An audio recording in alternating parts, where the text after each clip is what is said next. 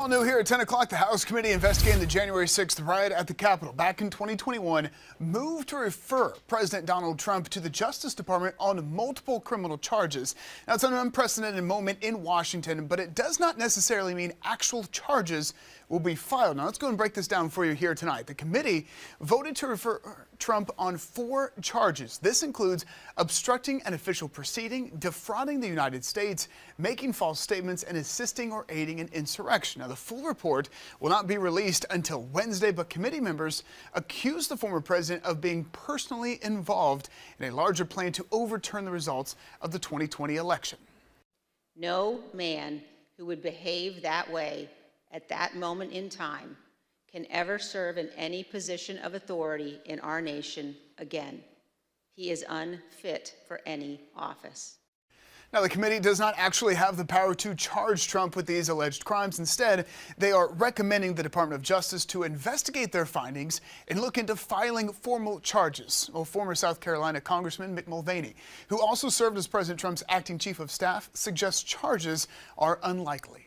I think the most interesting question about breaking the law probably goes to obstruction. I still don't think there was any hard evidence. And again, you're talking about criminal allegations, so you need really solid evidence. You need proof beyond a reasonable doubt. And I just don't think they've got that on inciting to riot and all the things, the sedition and all that. But it's that obstruction charge that continues to get my attention. The standard in the January 6th committee was politics.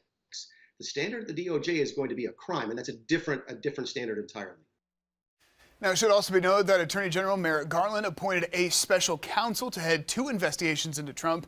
That includes one connected to the January 6th riot, but this happened before the committee made the referrals. Now, we also reached out to South Carolina Senators Lindsey Graham and Tim Scott, along with Congressmen Jeff Duncan, William Timmons, and Ralph Norman for comment on the committee's vote, and we have not heard back. But the criminal referrals come weeks after former President Trump said he plans to run for president again. Now, he did so just days after the midterm elections, which we covered here on Fox Carolina News, and so far he's the only Republican to announce a run. But this is on the heels of his announcement. A new Quinnipiac poll, recent release, shows his popularity among Republicans has taken a hit. It's now at a 6-year low. The poll also shows he's neck and neck with another possible candidate when it comes to 2024.